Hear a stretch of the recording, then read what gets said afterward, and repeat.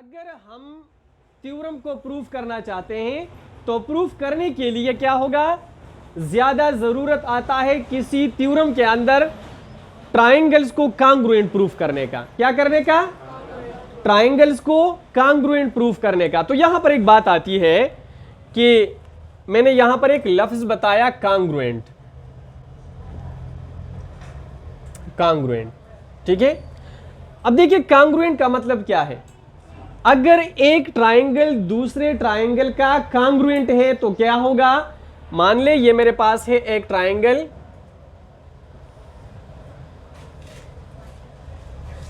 Triangle ABC, ये मेरे पास एक ट्राइंगल है, और मान ले ये मेरे पास है दूसरा ट्राइंगल ABCDEF, ये मेरे पास दूसरा ट्राइंगल है। अब मेरे पास दो ट्राइंगल्स हैं। अगर ये दोनों ट्राइंगल्स कांग्रुएंट है तो इसका मतलब ये होगा कि ये साइड इसका कांग्रुएंट है, ये साइड इसका कांग्रुएंट है, ये साइड इसका कांग्रुएंट है, और इसकी पूरी एरिया इसके बराबर है। मतलब ये कि दोनों ट्राइंगल के कांग्रुएंट होने का मतलब ये कि इस साइड का लेंथ इसके बराबर है, इसका लेंथ इसके बराबर है, इसका लेंथ इसके बराबर है, इस एंगल की मेजरमेंट इसके बराबर है, इसका मेजरमेंट इसके बराबर है, इसका मेजरमेंट इसके बराबर है। समझ आ गई बात की? तब ये दोनों ट्राइंगल्स कांग्रुएंट हो गए। तो कांग्रुएंट एंगल्स भी हो सकते हैं। अगर एक एंगल दूसरे एंगल की कांग्रुएंट है तो इसका मतलब दोनों का मेजरमेंट बराबर है। अगर एक साइड दूसरे का कांग्रुएंट है तो इसका मतलब कि दोनों का मेजरमेंट बराबर है। समझ आ रही है? तो देखिए कांग्रुएंट का मतलब ये हुआ। अब याद रखें, दो ट्राइंगल्स को कांग्रुएंट प्रूफ करने के लिए, दो ट्राइंगल्स को कांग्रुएंट प्रूफ करने के लिए हम क्या करेंगे, दो ट्राइंगल्स के दरमियान करेस्पॉन्डेंस करेंगे। क्या करेंगे? करेस्पॉन्डेंस करेंगे,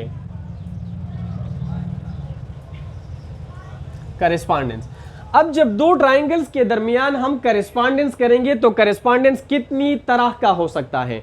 तो याद रखें, लेट्स सपोज मान ली ये मेरे पास है एक ट्राइंगल, ठीक है, और ये मेरे पास हो गया दूसरा ट्राइंगल। इस ट्राइंगल का नाम मैंने रखा ABC और DEF, ठीक है। मान ले मैंने ये दोनों इक्वल बनाए हैं, ठीक है। ये ट्राइंगल ABC हो गया और ये ट्राइंगल DEF हो गया। अब इन दोनों का मैं करेस्पॉन्डेंस कर रहा हूं। तो करेस्पॉन्डेंस का मतलब ये होगा, करेस्पॉन्डेंस को हम इस तरह लिखते हैं, ट्राइंगल के लिए हम ये सिंबल लिखते हैं, ट्राइंगल ABC, और करेस्पॉन्डेंस के लिए ये सिंबल लिखते हैं, triangle ABC correspondence triangle DEF। कौन सा? DEF। या ट्राइंगल ABC का करेस्पॉन्डेंस करते हैं ट्राइंगल DFE। समझ आ रही है? ट्राइंगल ABC का करेस्पॉन्डेंस ट्राइंगल DEF या ट्राइंगल ABC का करेस्पॉन्डेंस ट्राइंगल DFE। मैं समझाता हूं कि कैसे। या ट्राइंगल ABC का करेस्पॉन्डेंस ट्राइंगल EDF या ट्राइंगल ABC का correspondence triangle EFD। Triangle ABC का करेस्पॉन्डेंस, ट्राइंगल ABC का करेस्पॉन्डेंस ट्राइंगल FDE या ट्राइंगल ABC का करेस्पॉन्डेंस हम करते हैं ट्राइंगल FED। ये 6 तरह का करेस्पॉन्डेंस हम कर सकते हैं बेटा इस पे। अब इसका मतलब क्या होगा, मान ले इसको ले ले, बाकियों को आप खुद समझ पाएंगे, ठीक है। इसको ले लें, ट्राइंगल ABC, देखिए ABC ऐसे, A से B की तरफ, फिर B से C की तरफ, फिर वापस इधर आ गए।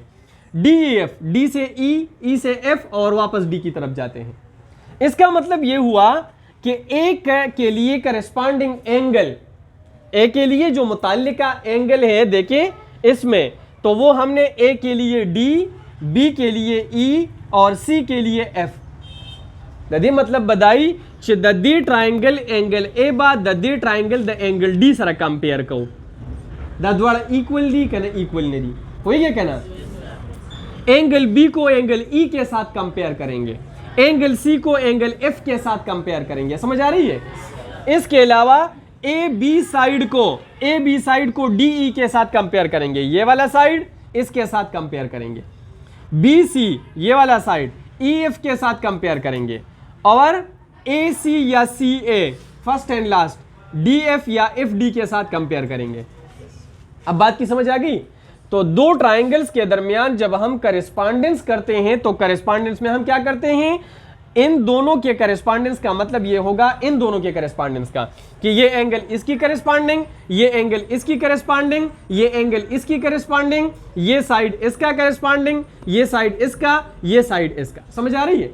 अब मान ले कोई और लेते हैं, यहां पर मान ले मैंने ये वाला ले लिया, ट्राइंगल ए बी सी का मैं ट्राइंगल ई एफ डी के साथ करेस्पॉन्डेंस कर रहा हूं, तो इसका मतलब ये हुआ कि एंगल ए को मैं ई के साथ कंपेयर करूंगा, ये वाली एंगल इसके साथ कंपेयर करूंगा, ठीक है।